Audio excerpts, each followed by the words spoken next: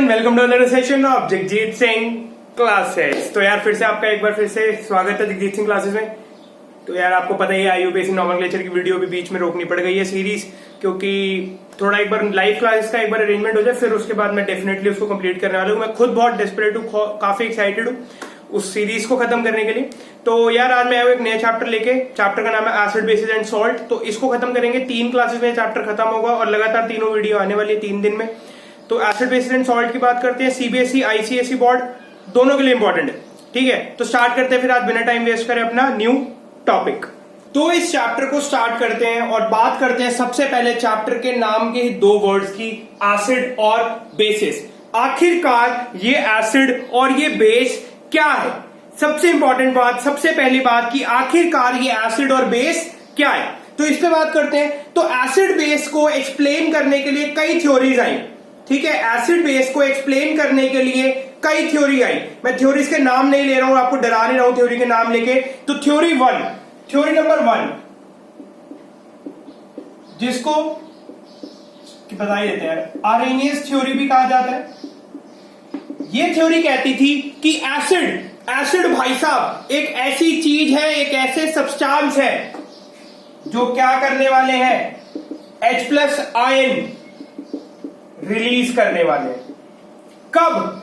Aqueous solution, पानी में। बात समझ आ रही है? आर्हेनियस की थ्योरी कहती थी कि एसिड भाई साहब ऐसे सब्सटेंस हैं जो एक्वस सॉल्यूशन के अंदर H+ आयन को रिलीज करने वाले हैं, ठीक है भैया। और बेस क्या है? ये भी एक्वस सॉल्यूशन। क्या करेंगे ये बेस? OH- आयन को रिलीज करेंगे। बात समझ आई? एसिड H+ आयन को रिलीज करेंगे, बेस भाई साहब OH- आयन को रिलीज करेंगे। बट जो ध्यान देने वाली बात है आर्हेनियस थ्योरी में, थ्योरी नंबर 1 में इधर लिखा है मैंने छोटा सा एक्वस, मतलब acid aqueous solution, base aqueous solution. क्या करेंगे भैया ये दोनों के दोनों?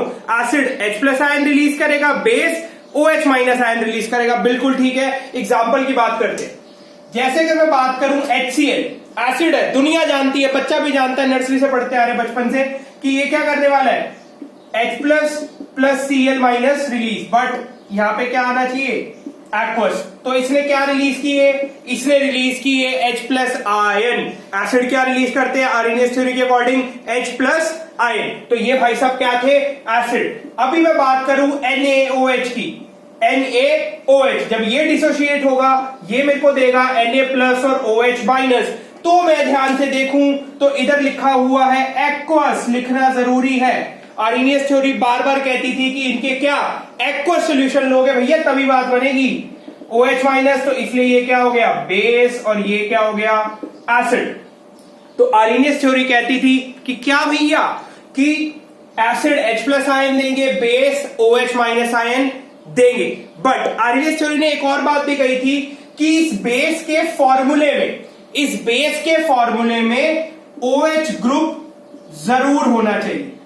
इस बेस के फॉर्मूले में OH ग्रुप जरूर होना चाहिए। समझ आई सबको इतनी सी बात? आर्हेनियस थ्योरी क्या कहती थी भैया? आर्हेनियस थ्योरी कहती थी, ध्यान से सुन लो, आर्हेनियस थ्योरी कहती थी first point, acid aqueous solution के अंदर H+ आयन रिलीज करने वाला है, बेस एक्वस सॉल्यूशन के अंदर OH- आयन रिलीज करने वाला है, और उस बेस के फॉर्मूले में मेरे को OH ग्रुप जरूर दिखना चाहिए। सबको बात समझ आई? मुझे इतनी सी बात समझ आ गई कि आर्हेनियस भाई साहब क्या कहते थे। अब बात करते हैं आर्हेनियस भाई साहब से क्या गलती हुई, उनसे कुछ गलतियां हुई। तो पहले बात करते हैं आर्हेनियस भाई साहब की क्या गलतियां थी।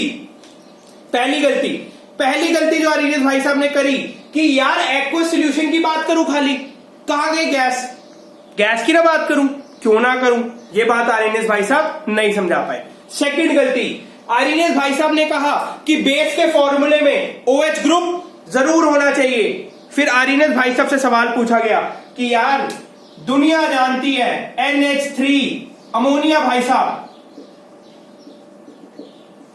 ये बेस है, पर इनके पास कहां OH है? इनके पास तो OH नहीं है। तो इन गलतियों को ठीक करने गेम में आए अपने ब्रॉन्स्टेड और लॉरी भाई साहब थ्योरी नंबर 2 लेके। तो अब बात करते हैं थ्योरी नंबर 2 की। स्क्रीनशॉट ले लिया करो, टेक्नोलॉजी का सदुपयोग भी करना सीखिए, स्क्रीनशॉट ले लिया करें। अब बात करते हैं सेकंड थ्योरी की। सेकंड थ्योरी अपने लेकर आए अपने ब्रॉन्स्टेड लॉरी भाई साहब। सेकंड थ्योरी कौन लेकर आए भाई? थ्योरी नंबर 2, या फिर मैं बोलूं ब्रॉन्स्टेड लॉरी थ्योरी। इन दोनों भाई साहब की ये थ्योरी थी, बड़े ही चालाक बंदे थे भाई। इन्होंने थ्योरी कैसे दी? इन्होंने बोला कि एसिड भाई साहब, जो एसिड होगा वो क्या करेगा? प्रोटोन डोनर होगा। एसिड क्या करने वाला है भाई? प्रोटोन डोनेट करने वाला है। चलो भैया ठीक है। बेस क्या करने वाला है इनके हिसाब से? प्रोटोन एक्सेप्ट करने वाला है। तो ठीक है यार, अब जिस प्रोटोन क्या, प्रोटोन ये होगा यार, इलेक्ट्रॉन प्रोटॉन। ये वाला प्रोटोन है? नहीं भाई साहब, ये वाला प्रोटोन नहीं है। आइए समझे कि ये आखिरकार ब्रॉन्स्टेड लॉरी भाई साहब ये क्या कहना चाहते थे दोनों भाईजान, कि ब्रॉन्स्टेड लॉरी के अकॉर्डिंग प्रोटोन क्या था, या वर्बली मैं प्रोटोन को क्या बोलता हूं। तो बात करते हैं। अगर मैं बात करूं हाइड्रोजन एटम की, अगर मैं बात करूं हाइड्रोजन एटम की, तो आखिर हाइड्रोजन एटम क्या है? हाइड्रोजन एटम के पास मुझे पता है एक इलेक्ट्रॉन एक प्रोटॉन। मुझे पता है हाइड्रोजन एटम के पास एक इलेक्ट्रॉन एक प्रोटॉन। ध्यान से देखूं, ध्यान से अगर देखूं, ये हाइड्रोजन चच्चा ने एक इलेक्ट्रॉन कर दिया लूज, एक इलेक्ट्रॉन कर दिया लूज, बचा क्या इसके पास? खाली ये बन गया H+ आयन। मैं ध्यान से अगर देख रहा हूं तो एक इलेक्ट्रॉन खत्म होने के बाद क्या बचता है खाली मेरे पास? 1 प्रोटोन। तो मैं क्या लिख सकता हूं कि भैया H+ आयन को मैं प्रोटोन की तरह बोल सकता हूं। तो इधर प्रोटोन डोनर का क्या मतलब है? इधर प्रोटोन का मतलब है H+ आयन। इधर प्रोटोन का क्या मतलब है? H+ ion. तो ब्रॉन्स्टेड लॉरी के अकॉर्डिंग क्या था भाई? एसिड प्रोटोन डोनर था। और प्रोटोन मैंने इधर बताया कि प्रोटोन भाई साहब कौन है? प्रोटोन भाई साहब है H+ आयन। तो वही बात बोली, बस घुमा दी। बात समझ आई? मुझे आ गई भाई, आ गई होगी सबको। ठीक है, proton donor H+ ion donor कौन बन गया? एसिड। जिसने H+ आयन एक्सेप्ट कर लिया, आ जाओ भाई, तो वो क्या बन गया? बेस। तो ध्यान से सुनो इस बात को, जिसने H+ आयन दे दिया वो अपने भाई साहब एसिड, और जिसने ले लिया वो क्या? वो अपने बेस। तो एग्जांपल की अगर बात करूं, HCl, H+, चलो बदल लेते हैं example, H2SO4, H+ plus SO4 2- ion दिया, H+ आयन, बोल सकता हूं प्रोटोन डोनेट किया, प्रोटोन डोनेट किया, तो ये भाई साहब क्या बने? ये भाई साहब बने एसिड, अम्ल। अब बात करते हैं अम्ल, अमल, अमल जो भी कहते हैं हिंदी में। बेस की बात करते हैं। बेस की अगर मैं बात करूं, सबसे बढ़िया एग्जांपल लेते हैं NH3, अमोनिया। ये भाई साहब क्या करते हैं? जब भी वाटर के साथ रिएक्ट करते हैं, ये भाई साहब बना लेते हैं NH4+ OH- आयन। अगर मैं ध्यान से देखूं, इसने यहां पर NH3 था, इसने क्या कर लिया? यहां पे एक H+ आयन को एक्सेप्ट कर लिया, मतलब प्रोटोन एक्सेप्ट कर लिया है, इसलिए ये भाई साहब क्या बन गए? ये बन गए बेस। बात समझ आई सबको? ये बन गए बेस। आर्हेनियस भाई साहब कहते थे यार इधर OH- जरूर होना चाहिए, OH- जरूर होना चाहिए। तो आर्हेनियस भाई साहब के हिसाब से ये बेस नहीं है, बट ब्रॉन्स्टेड लॉरी ने बताया कि ये अमोनिया बेस आखिरकार क्यों है? क्यों है भैया? ये इसलिए बेस है क्योंकि ये क्या कर लेता है? H+ ion accept. तो मुझे इतनी सी बात समझ आई कि एसिड और बेस क्या है। आर्हेनियस भाई साहब की अगर बात करूं, तो आर्हेनियस भाई साहब कहते थे एसिड एक ऐसा सब्सटेंस, एक ऐसा कंपाउंड जो H+ आयन देगा, बेस कैसा? जो OH- आयन देगा। पर OH- आयन, या फिर बोलूं OH ग्रुप, हाइड्रोक्सिल ग्रुप, उसके फॉर्मूले में प्रेजेंट जरूर होना चाहिए। उसके किसके? बेस के। सबको बात समझ आई? अब बात करते हैं ब्रॉन्स्टेड लॉरी। ब्रॉन्स्टेड लॉरी भाई साहब ने इन कमियों को करा दूर। कौन सी कमियों को? पहली कमी कि एक्वा सॉल्यूशन में कराओ भाई रिएक्शन। दूसरी कमी कि बेस के फॉर्मूले में OH होना चाहिए। तो इस कमी को दूर किया ब्रॉन्स्टेड लॉरी ने एक सिंपल सी बात करके कि एसिड क्या होने वाला है? Proton donor. बेस क्या होने वाला है? Proton acceptor. कहानी खत्म। तो मुझे पता लग गया कि एसिड क्या है और बेस क्या है। आगे इस डिस्कशन को अब कैरी ऑन करते हैं। अब बात करते हैं स्ट्रॉन्ग एसिड क्या है और वीक एसिड क्या है।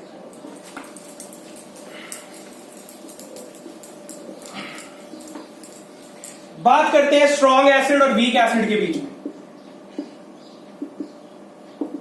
इससे पहले एक और बात करते हैं। इससे पहले एक और बात करते हैं।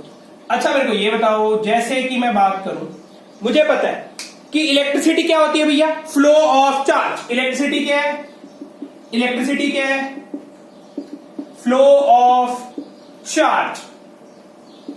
चार्ज आयंस हो सकते हैं, बिल्कुल हो सकते हैं, आयंस आर चार्ज पार्टिकल्स। आओ फिर मैं बात करूं H2SO4 solid state, H2SO4 solid state, solid state, solid state के अंदर मैं पूछना चाहूंगा, इसके पास कोई फ्री आयन है, इसके पास आयन्स है जो दौड़कर फ्लो कर कर क्या बना पाए, इलेक्ट्रिसिटी। इसके पास कोई आयन है नहीं, तो सॉलिड स्टेट में नो फ्री और mobile ions, so it will not be able to conduct electricity, so it will not be able to conduct electricity. जोश में आ जाओ, इतनी सी बात सबको ही क्लियर। अभी इसी H2SO4 को पकड़ के डाल दिया एक्वस सॉल्यूशन, अब पकड़ के इस H2SO4 का बना दिया एक्वस सॉल्यूशन। अब क्या होगा भैया, टूट जाएंगे H प्लस और SO4 2- के अंदर, H प्लस और SO4 2- के अंदर। एक्वस सॉल्यूशन के अंदर क्या हो गया भैया, फ्री या मोबाइल आयंस आ गए, फ्री या मोबाइल आयंस आ गए। तो इससे क्या होगा, अब ये आयंस दौड़ सकते हैं, अब ये आयंस दौड़ सकते हैं, तो क्या होगा भाई, इट विल कंडक्ट इलेक्ट्रिसिटी। तो एक क्वेश्चन आता है, वाई मोल्टन और aqueous state of N acid basis और सॉल्ट कैन कंडक्ट इलेक्ट्रिसिटी। तो इसका आंसर ये है कि भैया मोल्टन स्टेट में ही एसिड बेसिस और सॉल्ट इलेक्ट्रिसिटी क्यों कंडक्ट कर सकते हैं और सॉलिड स्टेट में क्यों नहीं कर सकते। क्यों, क्योंकि सॉलिड स्टेट में उनके पास फ्री या मोबाइल आयंस नहीं है, वहीं एक्वस स्टेट में उनके पास क्या है, फ्री या मोबाइल आयंस। क्लियर इतनी सी बात। अब बात करते हैं कि स्ट्रॉन्ग एसिड और वीक एसिड क्या होते हैं।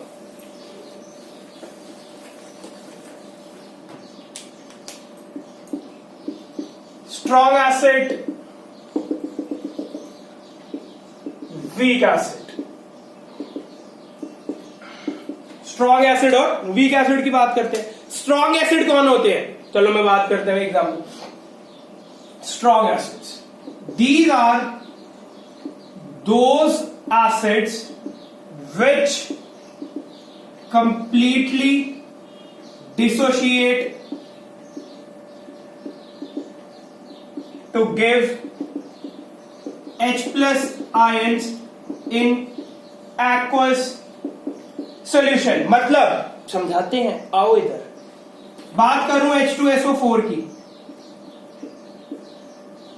टूटेंगे, टूटेंगे मेरे को क्या देंगे, H प्लस आयन, टूट के मेरे को क्या देंगे, H प्लस आयन और SO4 2-। इधर 2 हाइड्रोजन थे तो इधर भी कितने हो गए भैया, 2 हाइड्रोजन। समझ आइए सबको इतनी सी बात। तो मेरे को इतनी सी बात बताएंगे सारे के सारे H2SO4 के अंदर बॉन्डेड स्टेट में कितने हाइड्रोजन एटम थे, 2 हाइड्रोजन एटम थे, ठीक है भैया। बट इसने आयन कितने रिलीज करे, H प्लस, वो भी कितने करे, 2। तो इसे कहते हैं कंप्लीट डिसोसिएशन, मतलब जो है वही देंगे, मतलब जितने हाइड्रोजन बॉन्डेड स्टेट में दिख रहे हैं सारे के सारे छोड़ देंगे भैया, सारे के सारे एक्वस सॉल्यूशन में डलते ही H प्लस आयन रिलीज कर देंगे। बात समझ आई। इन्हें कहते हैं स्ट्रॉन्ग एसिड। ऐसे एसिड जो कंप्लीटली डिसोशिएट हो जाए, जितने H प्लस आयन है उतने के उतने दे दें, उन्हें कहते हैं स्ट्रॉन्ग एसिड्स। अब बात करते हैं वीक एसिड्स की।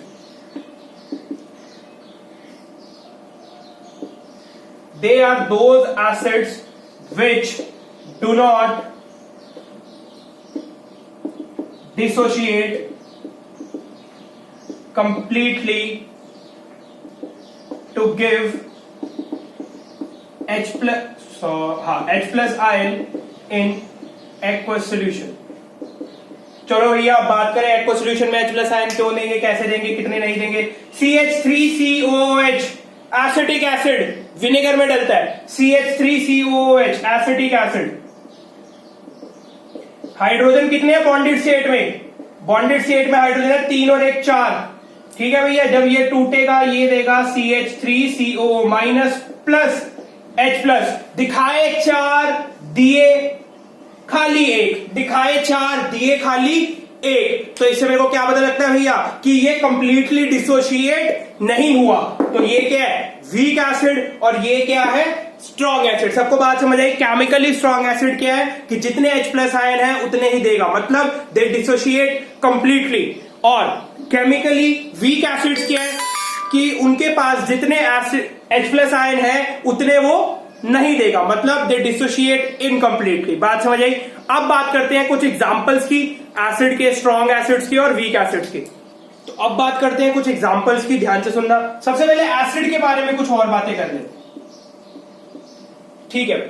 मुझे पता है एसिड का टेस्ट कैसा होता है, खट्टी है, इमली, मीठे बेर, बहुत बुरा गाता हूं, ध्यान से देखो। एसिड क्या होता है भैया, एसिड सॉर इन टेस्ट, सॉर मतलब खट्टा, ठीक है भाई। एसिड सॉर इन टेस्ट होते हैं, सबको पता है। उसके बाद एसिड क्या करते हैं, ब्लू लिटमस को रेड कर देते हैं, ब्लू लिटमस को रेड कर देते हैं। यार सिंपल सी बात सुनो, ब्लू को रेड, रेड को ब्लू को याद करने से बढ़िया ना इसको ऐसे याद करो, it turns litmus into red. यार देखो, इसको याद रखने का तरीका क्या है, हमारे दिमाग में एसिड है खतरनाक चीज, हमारे दिमाग में है एसिड है खतरनाक चीज, तो रेड भी क्या होता है, डेंजर का साइन। तो इसको ऐसे याद रखना, एसिड रेड, बाकी हम समझ जाएंगे कि ब्लू टू रेड। क्लियर है इतनी सी बात? Asset turns blue litmus into red, clear इतनी सी बात? ठीक है। अगर मैं बात करूं, एसिड बेसिकली दो टाइप के होते हैं, मिनरल एसिड या ऑर्गेनिक एसिड्स।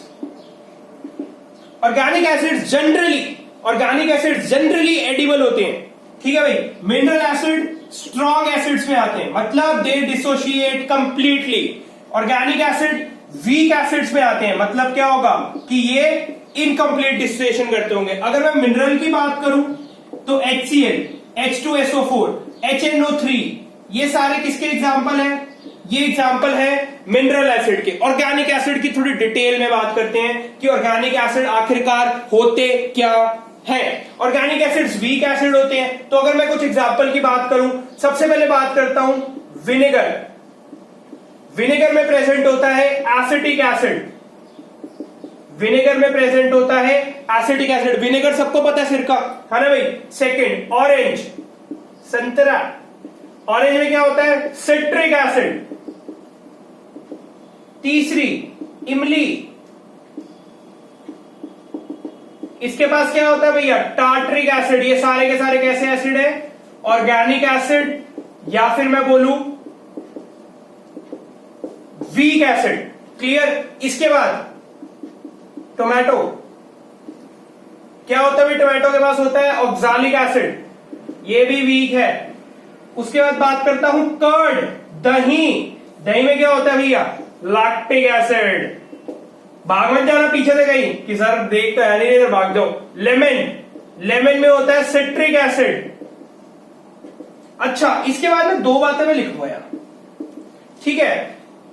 आंट स्टिंच, मधुमक्खी काट लेती है ना, या बोलते बी स्टिंच, सॉरी बी स्टिंच, मधुमक्खी काट लेती है। उसमें प्रेजेंट होता है एक और वीक एसिड जिसका नाम है मीथेनोइक एसिड, मीथेनोइक एसिड। बात समझ आ रही है? ये कुछ एग्जांपल्स थे हमारे वीक एसिड्स के, और ये कहां कहां प्रेजेंट होते हैं ये मैंने बता दिया।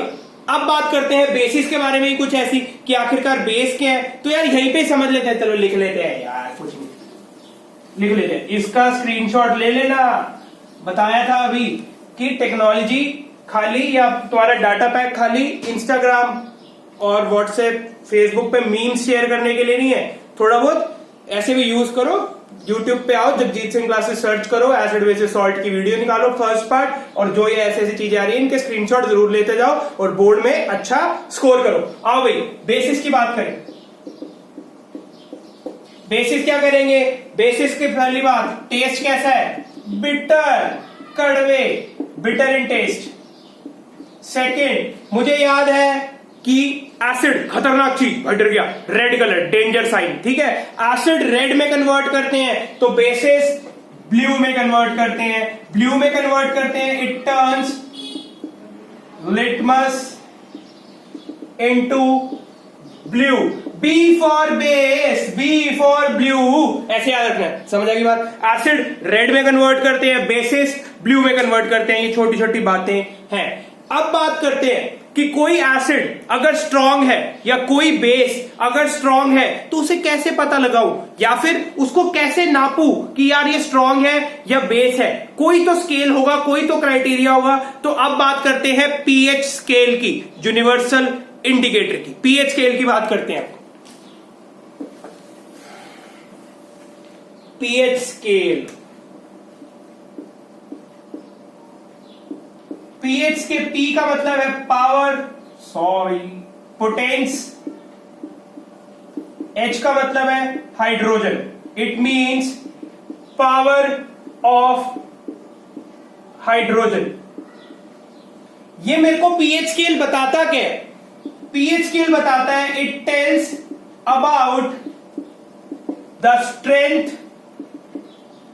ऑफ एसिड या फिर basis, on the basis of H plus ion, on the basis of concentration of H plus ion। जिसके पास H plus ion ज्यादा वो स्ट्रॉन्ग एसिड, जिसके पास H plus ion कम वो वीक एसिड। ठीक है भाई, ऐसे नहीं, आओ इसको ढंग से समझे। आखिरकार पीएच स्केल क्या कहता है? पीएच स्केल एक स्केल है जो 0 to 14 तक चलता है। पीएच स्केल एक स्केल है जो 0 to 14 तक चलता है और 7 पे आता है हमारा न्यूट्रल।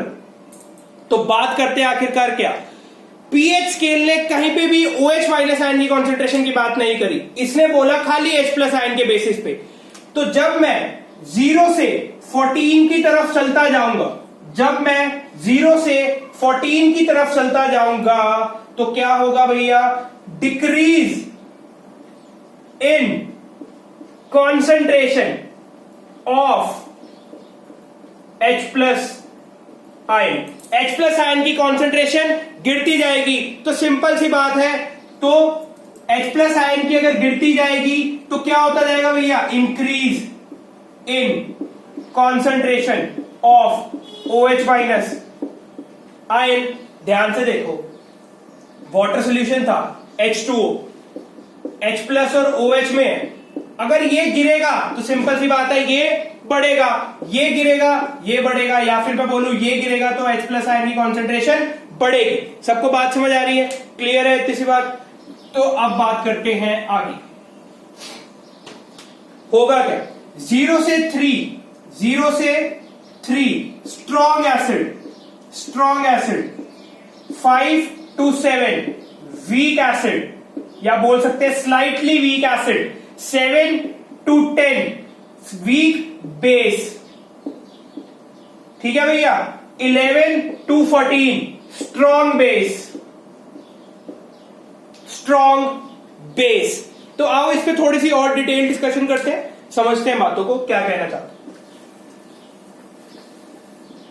हाँ, अगर मैं बात करूं एसिड, अगर मैं एसिड की बात करूं, उसका पीएच है 0 to 6.9999, अप्रोक्सीमेटली 7 कह देता हूं। उसका एसिड का पीएच है 0 to 7, एसिड का पीएच है 0 to 7।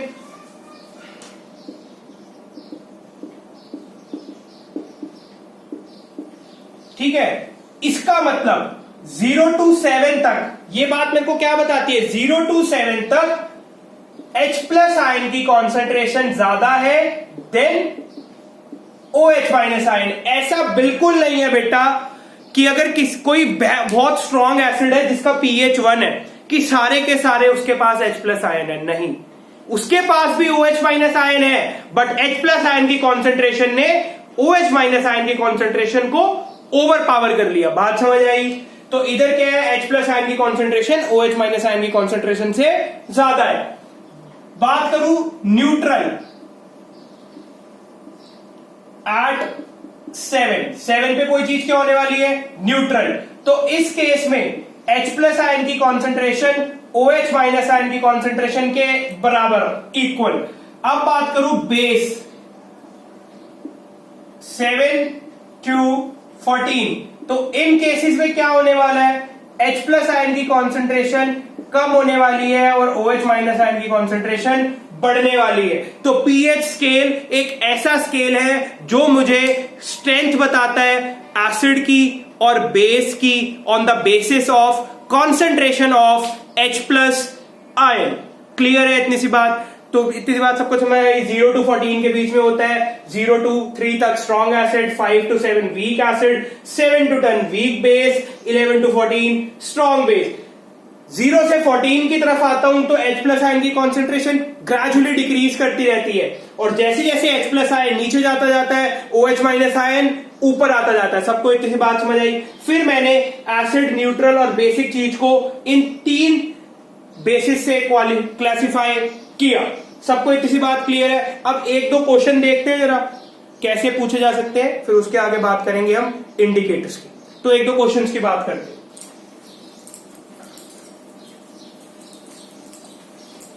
अगर मैंने बोला कि मेरे पास 2 पीएच है, एक है 6, एक है 9, एक है 6 और एक है 9। मैंने पूछा तुमसे which of the following has higher H plus ion concentration, और यहीं पे ही मैंने पूछा है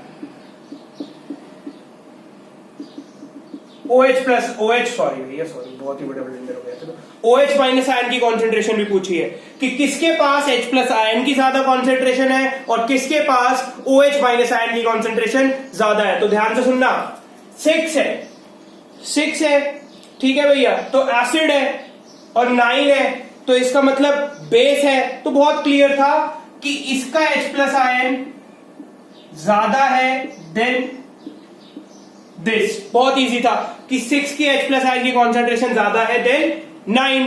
अब मैं अगर बात करूं, अगर इसके पास H प्लस ज्यादा है तो सिंपल सी कहानी, OH माइनस आयन इसके क्या होंगे, कम। OH माइनस किसके पास ज्यादा होंगे, जिसके पास H प्लस कम है। क्लियर? दूसरा क्वेश्चन, अगर ये pH 2 and 4 हो जाए, अगर ये pH 2 and 4 हो जाए, सेम क्वेश्चन, तो H प्लस आयन की कॉन्सेंट्रेशन किसके पास ज्यादा है, H प्लस आयन की कॉन्सेंट्रेशन, दोनों एसिड है, मैंने बताया 0 से 7 के बीच में एसिड, दोनों एसिड है, बट स्ट्रॉन्ग एसिड कौन है, 2, तो इसके पास H प्लस आयन की कॉन्सेंट्रेशन ज्यादा है देन दिस।